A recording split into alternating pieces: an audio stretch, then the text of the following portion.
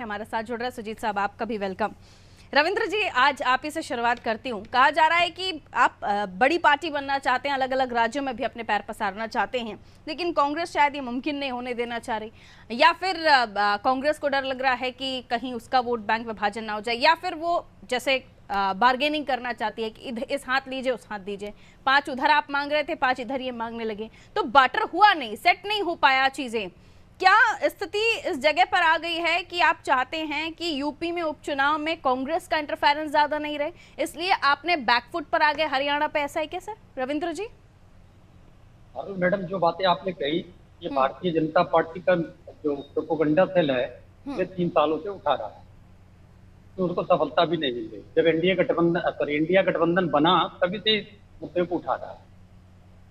रही हरियाणा के राजनीति की बात, तो हरियाणा में जो इंडिया गठबंधन का लक्ष्य है, वो लक्ष्य है कि भाजपा की जो नकारात्मक राजनीति है, सांप्रदायिक राजनीति है, विभाजनकारी राजनीति है, उसको पस्त किया जाए एक साथ।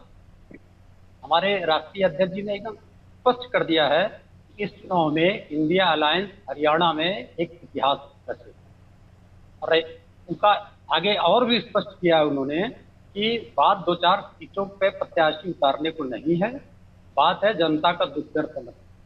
दुख दर्द समझना, अगर जनता का समझना है, तो हमको खिलाड़ी महिलाओं के साथ जो बदसलूकी किया भारतीय जनता पार्टी, सभी लोग जानते हैं। उन्होंने जाति विशेष कह करके उनको अपमानित किया है, ये सभी लोग जानते हैं।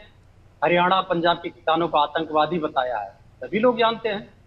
तो बात हमारी नहीं है टूटने की, बात भारतीय जनता पार्टी के है। हरियाणा के चुनाव घोषित होते भारतीय जनता पार्टी टूट चुकी है, बुरी तरह से बगावत झेल रही है।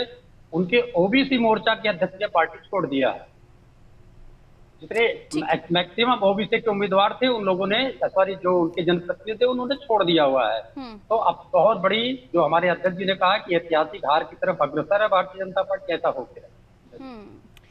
एक सवाल और, जो ये कहा जा रहा है कि उत्तर प्रदेश में चूंकि आने वाले समय पर कांग्रेस आपको विधानसभा चुनाव में भी डेंट दे सकती है, और इसलिए भी क्या आपकी पार्टी के ऊपर तमगा है कि गठबंधन बहुत ज्यादा समय तक चलता नहीं है, इसलिए भी आप उसे हटाना चाहते हैं, इसलिए भी आप नॉर्मल कंडीशन में हैं कि ठीक है जैसा चल रहा है वैसे चलने दीजिए? और दूसरा, उपचुनाव के साथ साथ आने वाले विधानसभा चुनाव में क्या कांग्रेस फिर से डिमांड करेगी आपके साथ, और अभी बात नहीं बनी, बाद में आप गठबंधन के साथ ही चुनाव लड़ेंगे? राजनीति के पुराने लोग हैं, सब लोग जानते हैं, समाजवादी पार्टी ने गठबंधन की राजनीति 67 में हमने सरकार बनाई थी, तो भारतीय जनता पार्टी हाथ पैर जोड़ के आई थी, तब भारतीय जनसंघ को स्थान दिया हम लोगों ने। 70 में आई, हाथ पैर जोड़ के भारतीय जनसंघ, तब उसको स्थान दिया अपने गठबंधन में, सरकार में। 77 में केंद्र सरकार में दिया, 1989 में केंद्र सरकार में दिया। जब इनकी उन्मादी राजनीति से हम लोग पस्त हो गए, तब हम कांग्रेस के साथ गए, जनता की राजनीति करती थी कांग्रेस के साथ। 2004-2009 में हम गठबंधन में रहे, उसके बाद उत्तर प्रदेश में हम गठबंधन की राजनीति में कांग्रेस के साथ में रहे, फिर हम कांग्रेस की राजनीति के साथ गठबंधन में है। तो हमारी राजनीति ही गठबंधन है। जो लोग ये कहे हैं कि हम गठबंधन में नहीं चल सकते, बनाते तो हैं लेकिन टिकता नहीं है, चलता नहीं है। आपने गिनाए सारे गठबंधन, लेकिन वो टिकाऊ या फिर लंबे चलने वाले नहीं थे। 77 से 89 तक, सॉरी 67 से 89 तक भारतीय जनसंघ हमारे साथ रही, चाहे भारतीय जनता पार्टी के रूप में, तो बहुत टिकाऊ रही। 2004 से अब तक 20 साल से हम गठबंधन में हैं कांग्रेस के, बहुत टिकाऊ है ये। तो फिर तो हाँ, ये जरूर है कि भारतीय जनता पार्टी के गठबंधन में जो आता है, जब से पार्टी संभाली है तब से टिकाऊ नहीं है, फिर ऐसा कहें? अखिलेश जी के बाद ही तो समझौता हुआ उत्तर प्रदेश में, तब वो जो दो लड़कों की जोड़ी बोलते, वही तो आया। टिकाऊ नहीं थी, टिकाऊ रही। फिर उसके बाद हम 2024 को जो ना एक साथ लड़के रहे और इतिहास क्रिएट कर दिया। हरियाणा में अकेले लड़ने का मन तो नहीं बना रही है समाजवादी पार्टी? नहीं, किन्हीं परिस्थितियों में नहीं।